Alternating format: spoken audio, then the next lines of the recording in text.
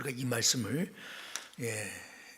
듣게 되면 제일 먼저 떠오르는 것이 과연 나는 마르다일까 아니면 마리아일까 라는 자기 자신에 대한 물음이 생겨납니다. 칭찬받은 마리아가 있고 예수님으로부터 새롭게 깨닫게 하신 말씀을 들어야 하는 마르다도 있었습니다.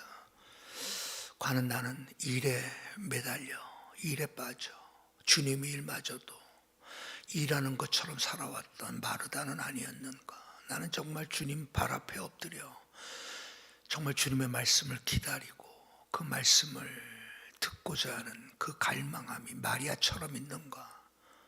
그래서 이 말씀 우리가 들을 때마다 좀 불편합니다. 마리아처럼 살아야 되는데 그렇지 못한 자신을 보기 때문에 그렇습니다.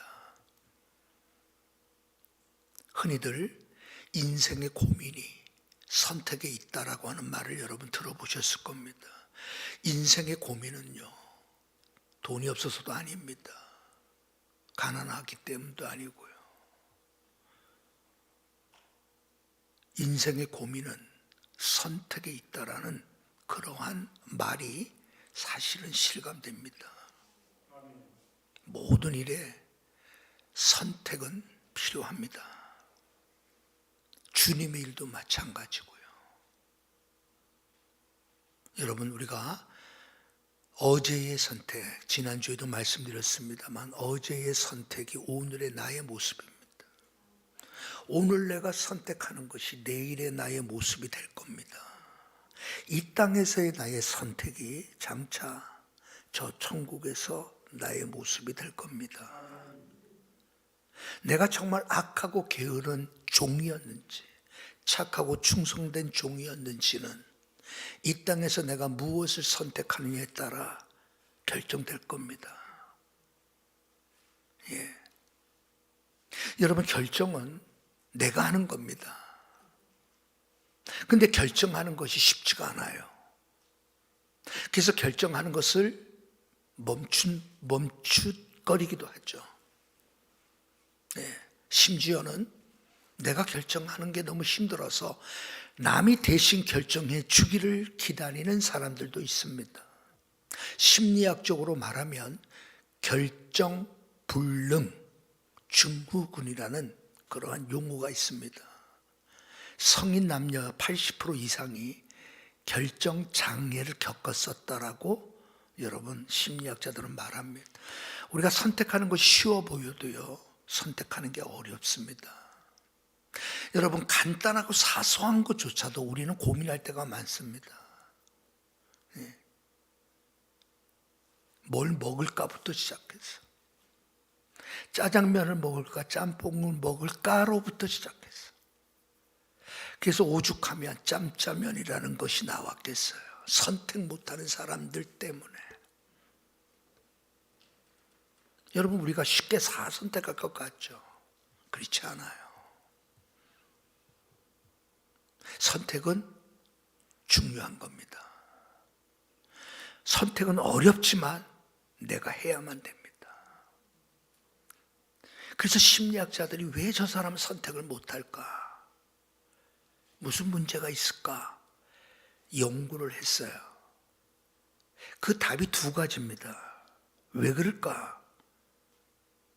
자기가 결정했던 것들 중에서 나쁜 결과가 일어남으로 큰 충격을 받았던 것 때문, 그게 첫 번째 이유입니다. 내가 선택을 했지만 내가 선택한 것이 너무나 안 좋은 결과가 나서 그게 너무나 큰 충격으로 자리 잡고 있어요. 그 후로부터는 선택하는 것을 주저할 수밖에 없겠죠. 그게 첫 번째 이유라는 겁니다. 두 번째 이유는 어릴 때부터 내가 선택한 것에 대하여 부모님의 칭찬이 없었다라는 거예요. 야, 너는 어쩌면 너 그렇게 선택해 맨날 꾸지람 받아봐요. 여러분, 그가 무엇을 선택하겠어요? 못합니다. 선택은 쉬운 것 같아도 쉽지 않아요. 그러나 우리는 선택해야 돼요. 우리는 결정해야 됩니다. 우리는 결심해야 됩니다. 오늘 본문은 좋은 편을 택하라 라는 제목이에요. 좋은 것을 택하라. 당연시처럼 여겨지죠. 당연하죠. 아니 좋은 걸 택하지 누가 나쁜 걸 택하겠어. 좋은 걸 택하지. 그러나 좋은 걸 택하는 것보다 내 눈에 좋고 내가 편하고 쉬운 거 대부분 택하지 좋은 거 택하지 않아요. 주님은 마르다에게 말씀합니다. 마르다야 마르다야, 여러 가지가 아니라 한 가지라도 족하니 좋은 편을 택하라 라고 말씀하죠. 주님의 눈에 볼 때 마르다가 택한 것은 좋은 게 아니었겠죠. 마르다도 여러분 자신은 자기가 할 수 있는 최선을 주님을 위하여 준비하고 일하고 봉사한 거예요. 마르다가 준비한 주님을 맞이하기 위하여 그녀가 베풀 수 있고 그녀가 할 수 있는 최선을 다 했던 거예요. 마르다의 행위가 결코 꾸지람 받을 일이 아니죠. 그러나 주님은 그녀에게 알려주세요. 여러 가지가 아니라 단 한 가지라도 족하다. 좋은 편을 택하라. 예. 오늘은 그 내용 집중적으로 생각해 보려고 합니다. 저는 비교적 우리 집사람 말을 잘 듣는 축에 속합니다. 왜냐하면 우리 집사람이 부인 말 잘 들으면 자다가도 떡이 나온다는 말을 나는 어려서부터 결혼하자마자 제가 그 말을 듣고 살아서 잘 듣습니다. 근데 하나, 시장 갈 때는 아주 불편합니다. 그냥 다 같은 양파 같아도 아니 뭘 그 양파 하나 고르는데 이리 보고 저리 보고 또 보고 또 보고, 저쪽 마트는 얼만데 여기가 조금 싸네. 선택의 기준은 거기 있습니다. 내 눈에는 다 양파는 다 똑같은 양파지. 무한 양파면 되지.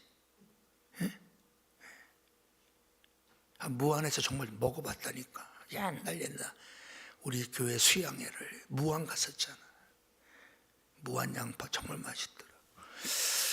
예, 우리의 선택 기준은, 사람들의 선택 기준은 자기가 좋아하는 거, 자기 눈에 좋은 거, 다 거기에 맞춰서 선택. 다시 말해서 선택의 기준은 나에 있습니다. 좋은 편을 택한다고 할 때도 그 좋은 편이 언제나 내가 돼야 돼. 내가 좋아야 돼. 내가 좋아야 주님도 좋겠지라는 생각이에요. 내가 불편하며 내가 힘들고 내가 고달프고 내가 헌신해야 되는 선택이라면 그거는 주님이 기뻐하시는 게 아닐 거라고 이미 답을 정해놔 버려요. 그래서 온전한 헌신이 일어날 수가 없죠. 온 몸과 마음과 정성을 다하여 주 사랑하리라는 찬송을 불러도 내 삶은 뒤따라가지 않아요. 이어른 교수가 돌아가셨잖아요. 그 분의 유고작 가운데 제목이 좀 특이한 게 있어서 눈길에 갔어요. 듣고 먹고 걷자. 한국교회가 나갈 방향을 그분은 살아생전에 그의 쓴 글 중에서 그분이 돌아가시고 난 이후에 그 제목으로 책이 나온 거예요. 듣자, 먹자, 걷자. 결국 그 책에서 다시 말해서 이여름 교수가 말하고 싶은 거는 육의 양식보다도 영의 양식을 우리는 들어야 되겠죠. 그것을 먹어야 되겠죠. 그죠? 중요하다는 거예요. 그리고 정말 중요한 거는 걸어야 된다는 거예요. 예수님처럼 걸어야 된다. 병든 자를 위하여 걸어야 되고, 가난한 자들을 위하여 걸어야 되고, 우는 자들을 위하여 걸어야 되고, 낙심한 자에게 찾아가 예수님처럼 위로하시고 돌봐주기 위하여 걸어야 된다는 거죠. 이게 한국교회의 소망이라고 말해요. 한국교회는 너무 교리적으로만, 너무나 이성적으로만 신앙생활을 한 거예요. 쉽게 얘기해서 행함이 없는 믿음이었단 말이에요. 가진 것은, 교회가 가진 것은 어마어마하게 많아도 정말 이웃을 위하여 베푸는 일에 너무 인색했다는 거예요. 한국 성도들이 가진 거는 많아도 베푸는 것이 너무 인색한 거예요. 그래서 걸어야 된다는 거예요.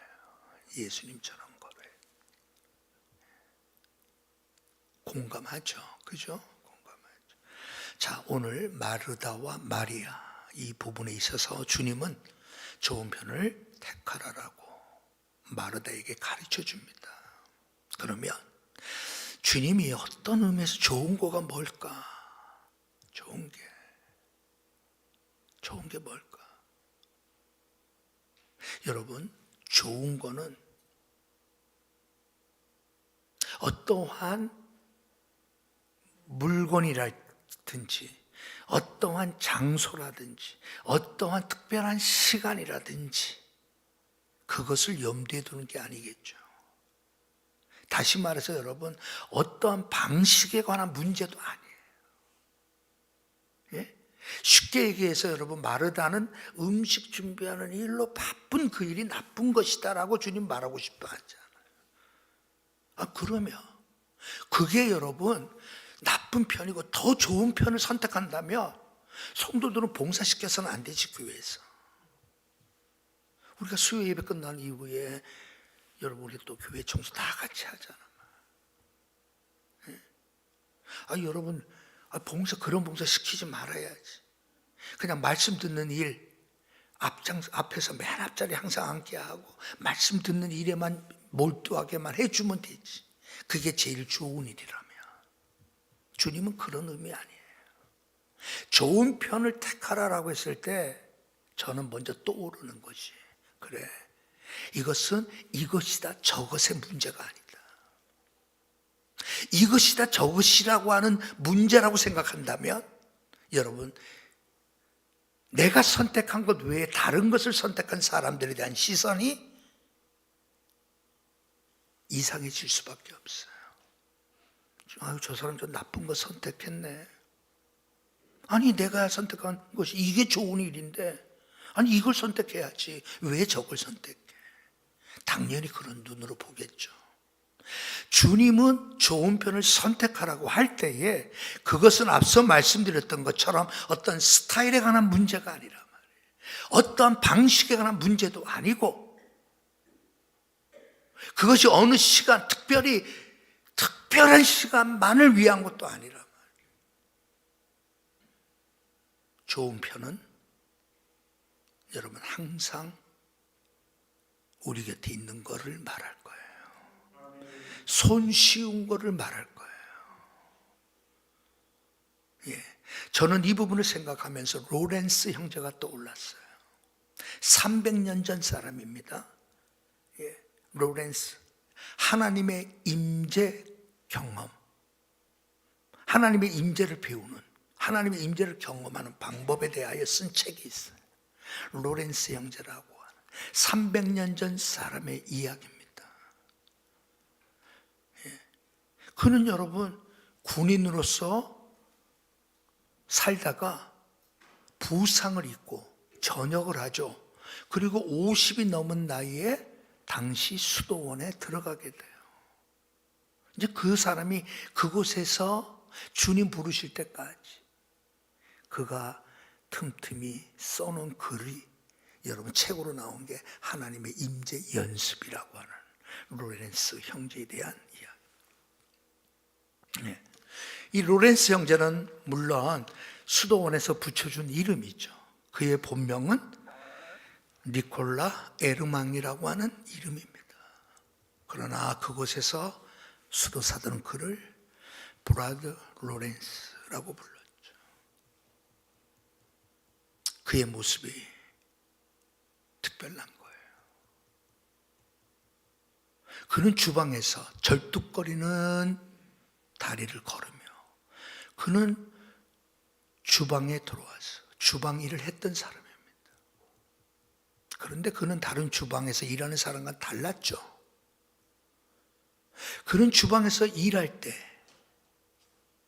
그것이 무엇이든지 간에 물을 길어 오는 일이라든가 불을 떼는 일이라든가 계란을 굽는 일이라든가 무엇을 하든 일이든지 간에 로렌스 형제는 그것이 주님을 위한 일이라고 생각하며 살았던 사람이 로렌스예요.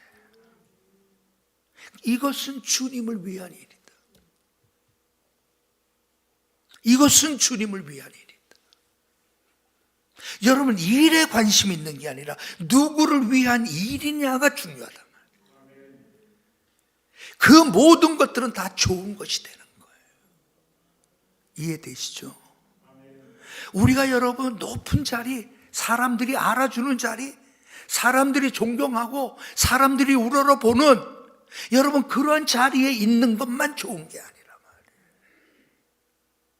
어떨 때는 여러분 주방에서 고달픈 일을 할 수밖에 없는 처지에 놓였다 할지라도 그것이 주님을 위한 일이라고 여기며 행하는 모든 것들은 다 좋은 것일 수밖에 없죠. 거꾸로 암만 돈 많이 가지고 있고 암만 위대한 자리에 있다 할지라도 그것이 나를 위한 일이라며 내 존경과 내 업적과 내 평판과 나의 알아줌을 위한 일이라며 그것은 좋은 일이 될 수가 없는 거예요. 성경은 말씀합니다. 너희는 무엇을 먹든지 마시든지 주를 위해서 하라고. 고린도 교인들에게 사도 바울은 권면합니다.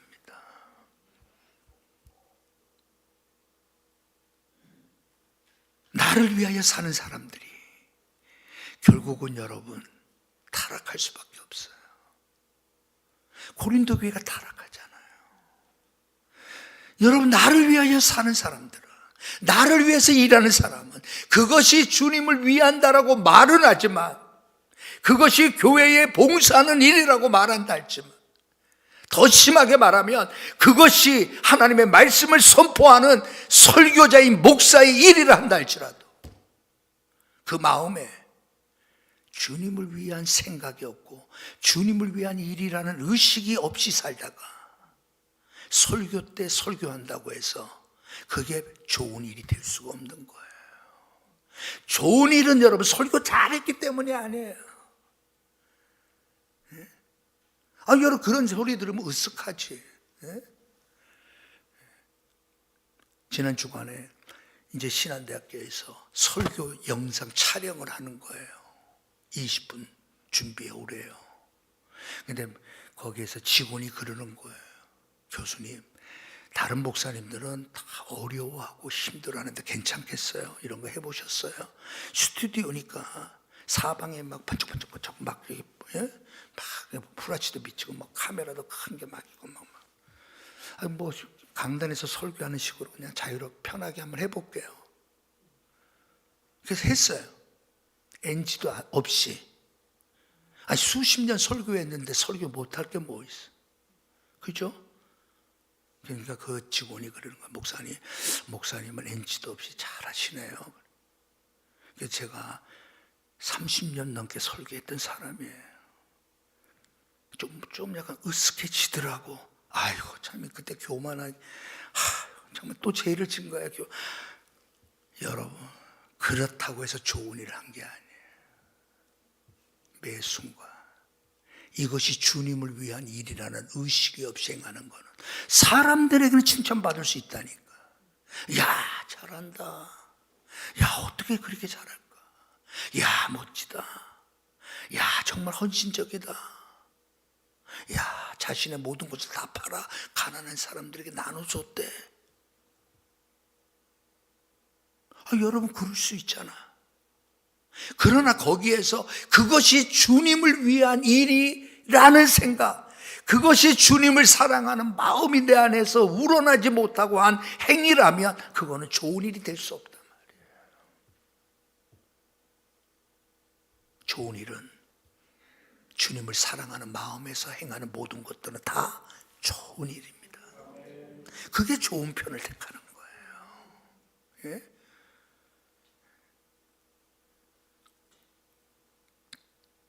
그러면 다 우리 그렇게 하고 싶잖아요. 좋은 편 다 택하고 싶지. 나쁜 편 택해가지고 여러분 살고 싶은 사람 누가 있겠어요? 어떻게 그 일이 일어날까요? 그것은 여러분 우리의 의지적 결단이 없으면 일어나지 않습니다. 저절로 되어지는 것은 하나도 없습니다. 좋은 것을 선택하기로 결심하는 것 자체가 중요합니다. 나는 주의를 빠지지 않으리, 나는 주의를 범치 않으리부터 시작하는 거예요. 나는 주님이 나의 주인됨을 나는 인정하겠노라. 그리고 그분을 바라봄으로 시작하는 거예요. 의식적으로 바라보는 거예요. 그래서 300년 전 사람 로렌스 형제는 주님만을 바라보는 것이 임재의 유일한 방법이라고 얘기했어요. 다른 방법은 없다는 거예요. 주님을 바라보기에 그 주님께만 집중하기로 마음의 결심을 갖는 것부터 시작하고, 그것이 매일의 연습이 되어지는 방법밖에 없다라고 얘기해요. 그래서 그는 계란을 후라이할 때도, 계란을 깰 때 주님을 생각하며 계란을 깬 거예요. 우리 같으면 쌀을 씻을 때도, 그죠? 주님을 생각하며 쌀을 씻는 거예요. 모든 것을 그렇게 행한다면 주님이 우리 안에 거하심이 느껴지죠. 그것이 하나님의 임재입니다. 로렌스 형제는 말합니다. 하나님을 홀로 내버려 두지 않게 하라고.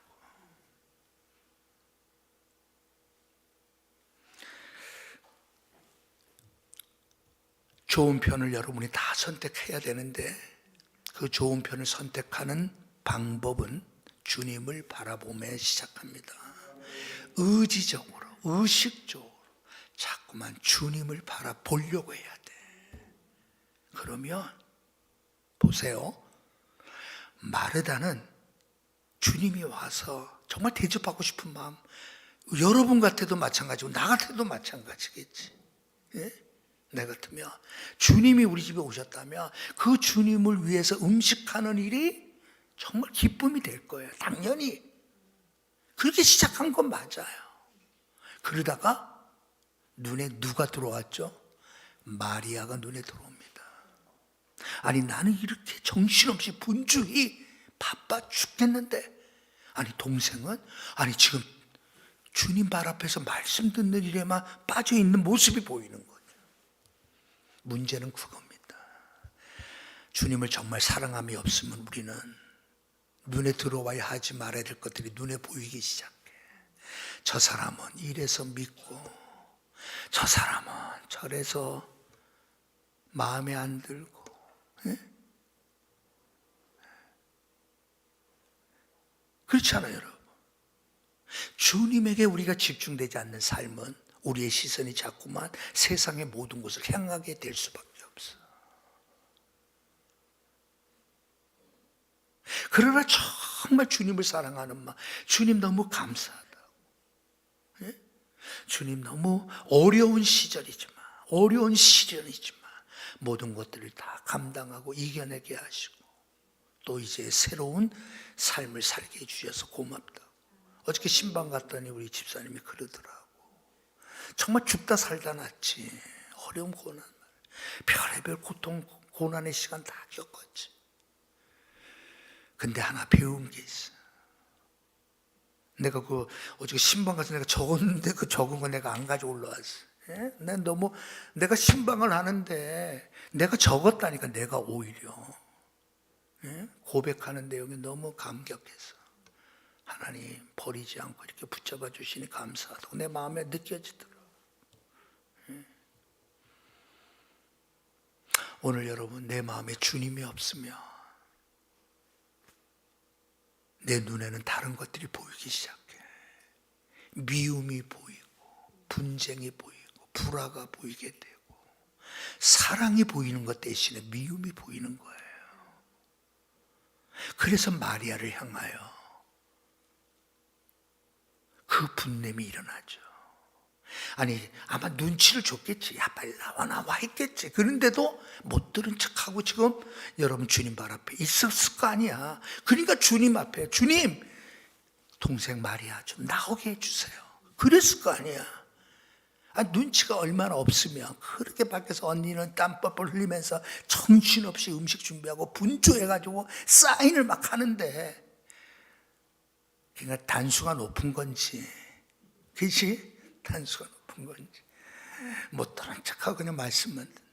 근데 주님은 그런 마리아를 칭찬한다니. 우리가 잘못 보면 그렇게 생각하는 거예요. 그죠? 성경은 그렇게 말씀하고자 하는 게 아니에요. 말씀 듣는 것이 최고고 다른 모든 것들은 그 다음이다라고 말하지 않아요. 그거는 이원론법 해석이겠죠. 그죠? 이원론적 사고죠. 성경은 그렇게 말하는 게 아니에요. 이것이 옳고 저것이 틀리다라고 말하지 않아요. 앞서 말씀드렸던 것처럼 주님이 빠진 모든 결정은 다 나쁜 거예요. 자, 여러분들은 사막의 성자 안토니우스라는 사람에 관한 이야기를 아마 오랜 신앙생활 하신 분들은 몇 번은 들어보셨을 거예요. 사막의 성자 안토니우스. 그러니까 250년대 사람이니까 이집트에 250년대. 그죠? 이제 복음이 여러분 땅 끝을 향하여 막 시작될 때, 수리아의 안디옥에서 이제 복음이 막, 사도 바울의 3차 전도 여행을 통해 가지고 그 전에 빌립 집사를 통하여 에디오피아 네시에게 복음이 들어가 결국 이집트까지 복음이 들어갔죠. 자, 그때 이집트의 부요한 집안의 아들로 태어난 사람이 안토니우스입니다. 근데 이 안토니우스는 경건한 부모님, 신앙심이 강한 부모님이 뜻하지 않게 그가 10대 때 세상을 떠나요. 그래서 어린 여동생을 키워야 돼. 그러던 가운데 주일날 성경을 읽다가 복음서를 읽게 됩니다. 그리고 그 복음서를 읽는 가운데 가서 내 소유를 팔아 가난한 자들을 주라. 그리하면 하늘에서 내 보화가 내게 있으리라는 말씀이 가슴속에 와닿기 시작해. 그래 주님 결심하겠습니다. 그래가지고 정말 그는 부모로부터 상속받은 수많은 재산을 어린 동생이 앞으로 살 것만 제외하고 다 가난한 사람들에게 팔아 나누어줘요. 그렇게 해서 그가 선택한 것이 사막에 들어가는 거예요. 왜? 그곳에서 하나님을 배우고 싶은 거야. 그것에서 주님을 닮고 싶어서. 그래서 사막에 들어가는 거죠. 그에 관한 글 중에서 제가 늘 머리에 남는 것이 이거예요. 뭐냐고 하면 그는 세상과 구별된 삶을 익히기 위하여 소유한 물질을 포기했고, 그리고 자비심을 배우기 위해 연설을 포기했고, 기도를 배우기 위해 활동을 포기했다. 이렇게 표현을 해. 도란노 소원에서 옛날 책이 있어요. 생수의 강이라는 그 책에 보면 저는 첫 번째 이 사람에 관한 글이 나왔는데 책이 엄청 두껍거든요. 근데 그 부분을 딱 보면서 와, 그래가지고 그 책을 몇 번 읽고. 근데 이 문장에 잊어버릴 수가 없지. 안토니우스는 세상에서 누리고자 하는 그 모든 것들, 결국은 세상과 닮을 수밖에 없고 세상과 똑같을 수밖에 없죠. 그래서 그는 결심한 거예요. 그가 입버릇처럼 말한 것이 뭔지 아세요? 그래, 어떻게 해서든지 그리스도인들은 세상과 달라야 해. 어떻게 해서든 교회는 세상과 달라야 해. 입버릇처럼 외쳤던 말이었다 그래요. 그래서 그는 결심한 거죠. 네. 그래서 세상과 구별된 삶을 익히기 위하여 그래서 사막을 찾아 들어간 거예요. 2000년 전 사람이지. 이집트에. 그것도 자그만치 20년 동안. 예, 그 사람의 사역, 그 사람의 삶에 대한 거는 뭐 정말 흥미진진한 뭐 삼국지전이 가라. 어마어마한 영적 일들이 얼마나 강력하게 일어났는지. 예, 아니 이렇게 결심하고 들어갔는데 예, 자비심을 배우기 위하여 연설하는 것을 포기했다니까요. 우리는 말하는 거 좋아하죠? 한번 솔직히 난 정말 말하는 것 좋아해. 예? 친구랑 커피숍에 가면 친구랑 커피숍에 가서 30분 이상 있는 사람 한번 손 들어보세요. 30분 이상 친구랑 커피숍 갔다 30분. 우리 한 사람밖에 없어. 신종유 집사님 손 안 들었어요? 29분? 아 29분. 예? 29분. 예, 내가 한번 체크해 보겠어. 연설이 그걸 말하거든. 자비심을 배우기 위하여 그는 연설하기를 포기했어. 기도를 배우기 위하여 그는 활동하는 것을 포기했어. 여러분 그 마음에서 우러나는 모든 것들은 다 좋은 것일 수밖에 없다 이 말이에요. 그게 좋은 편을 선택한 거란 말이에요. 예? 우리는 여러분 기가 막힌 기름이 잘잘 흐르는 말한다고 해서 좋은 게 아니에요. 예? 활동 많이 하고 여러분 막 설쳐된다고 해서 좋은 게 아니에요. 내 마음에 주님이 없다면, 살아계신 주님이 느껴지지 않는다면, 십자가 위에서 나를 위하여 죽으신 그 주님이 놀랍고 고맙고 그 은혜를 어떻게 갚아야 될까를 생각이 나지 않는다면 내가 선택한 모든 것들은 다 어떤 거예요? 나쁜 것이 될 수밖에 없죠. 반대로 그 어떤 어려운 가운데서 일한다 할지라도. 예? 그래서 제가 어떻게 물어봤잖아요, 집사님. 아니 하필이면 하고 많은 일 중에서 왜 타일을 배웠냐 이거. 여자분이 타일 배운다는 게 내가 아니 나는 그래도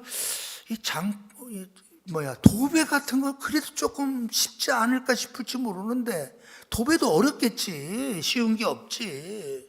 예? 근데 어떻게 타일을 배워가지고 그 타일 그거 해가지고 새벽부터 나가서 일하고 그러면서 견뎌내신 거거든. 여러분 타일을 배우더라도 더 험한 일, 더 힘든 일을 한다 할지라도 내 마음에 주님이 살아계셔. 나를 위한 주님의 사랑이 느껴져. 나도 그 주님을 위하여 살고 싶어 하는 우리의 모든 것들은 다 좋은 것일 수밖에 없어. 자, 그러면 여기서 여러분들 어려운 질문을 드리겠습니다. 요한복음 12장에 보면, 자, 이 사건 이후입니다. 이제 예수님께서 베다니에 사는 마르다의 집에, 나사로의 집 다시 찾아가는 사건이 나와요.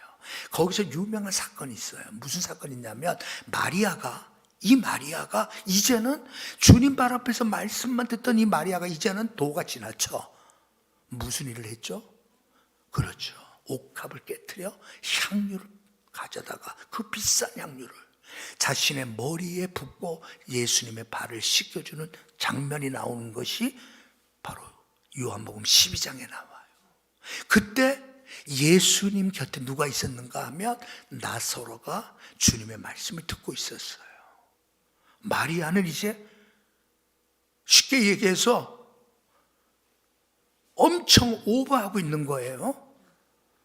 마르다는 뭘 하고 있었을까? 마르다. 자, 지금 마르다야, 너는 한 가지 일이라도 족한 줄 알아야 돼. 하나만 해도 족한 거. 그러면서 좋은 편을 선택하라고 하며 다른 사람들에게 그가 어떤 느낌을 받았을까? 여러분 꾸지름을 들었잖아. 정말 내가 배워야 될 게 이거였구나. 창피했을 거 아니야. 무안하고 사람들 앞에서 주님 저렇게 말씀할 때 그는 자기 자신이 큰 충격을 받았을 거 아니야. 그래, 정말 내가 중요한 거는 일이 아니야. 주님 발 앞에 엎드리는 거야. 난 다음에 또 이런 기회 있으면 나 이제 일 안 할 거야. 나는 주님 말씀 앞에 나는 내 동생 마리아처럼 나도 듣는 일에 집중할 거야. 요한복음 12장에서 마르다는 똑같은 상황이 되었을 때 무엇을 했을까요? 1번 이제는 변해서 주님 발 앞에 엎드려 말씀을 듣는 일을 했을 것이다가 1번. 2번, 그 버릇 어디 가나 똑같이 일하는 데 빠져 있을 것이다. 음식 만드는 데 빠져 있을 것이다가 2번이야. 요한복음 12장 지금 찾아보려고 하지 마세요. 자, 이제 문제 나갑니다. 네, 1번일까요? 2번일까요?에 대한 거예요. 손 안 드는 사람은 오늘 국수가 없습니다. 자, 1번이다. 1번 손 들어보세요. 요한복음 12장에 왔을 때 이제 마르다는 정신을 차렸어. 주님이 말씀할 때 나사로와 같이 마르다도 말씀을 듣는 일에 집중해서 말씀을 들었을 것이다가 1번. 네. 그럼 2번일 것이다. 여전히 그냥 2번. 일부 예배 때 나온 장로님 2분 빼고 손 못 드시는 분들이 바로 뭐라고요? 선택 불능 증후군이라는 심리학적인 병을 갖고 있는 거야. 선택하는 게 두려워. 틀리면 어떻게 할까? 왜? 하도 어려서부터 선택할 것마다 꼭 틀린 것만 선택하니까 이게 아주 그냥 스트레스야. 그래서 이제 뭐 선택하면 나는 이제 입 닫기로 했어. 그냥. 예. 그런 사람이 80%가 넘는다는 거예요. 여러분 걱정하지 마세요. 우리 교회에서 그래도 좀 샤프한 머리를 갖고 계신 우리 박성희 권사님 몇 번일까요? 몇 번? 네.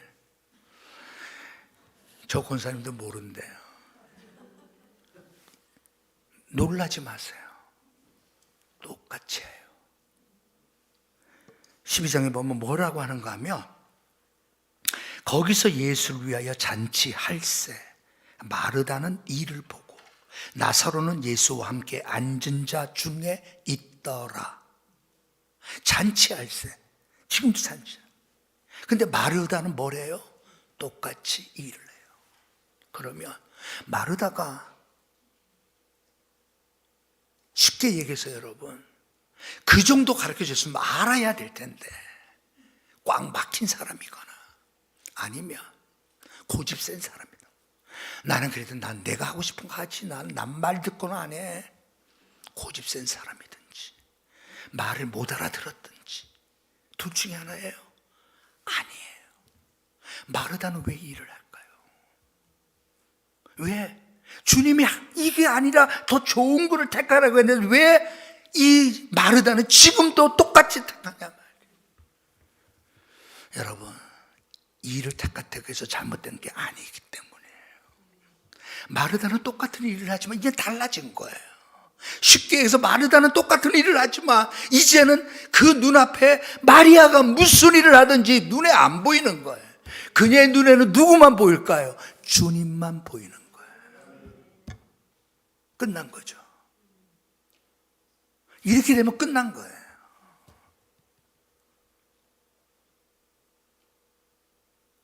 아니 이렇게 되면 여러분 무슨 걱정을 하겠어? 아니 무슨 선택을 해도 그게 무슨 상관이에요?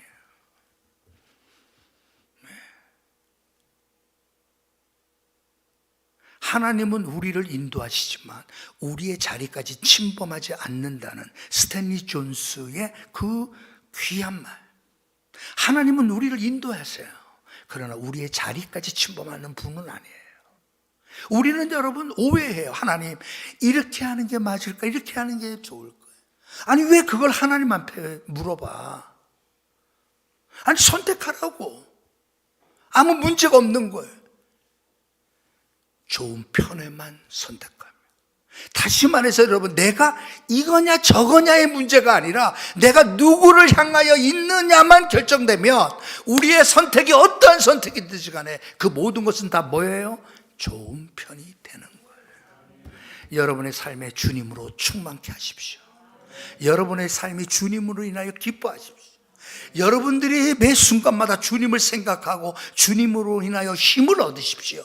그리고 여러분들이 선택한 그것이 어떤 것이든지 상관없습니다. 그 모든 것은 주님이 인정하시고 기억하시는 것이 될 겁니다. 우리가 옛날에 불렀던 복음성가 중에 해같이 빛날이라는 복음성가가 있잖아요. 당신의 그 섬김, 당신의 그 겸손, 당신의 그 믿음이, 당신의 그 충성이 천국에서 해같이 빛나리. 그러면서 그 다음에 나오는 가사가 멋져요. 주님이 기억하시면 족하리. 내가 좀 잘하면 다 이때 한번 쫙 해주면 좋을 텐데. 주님이 기억.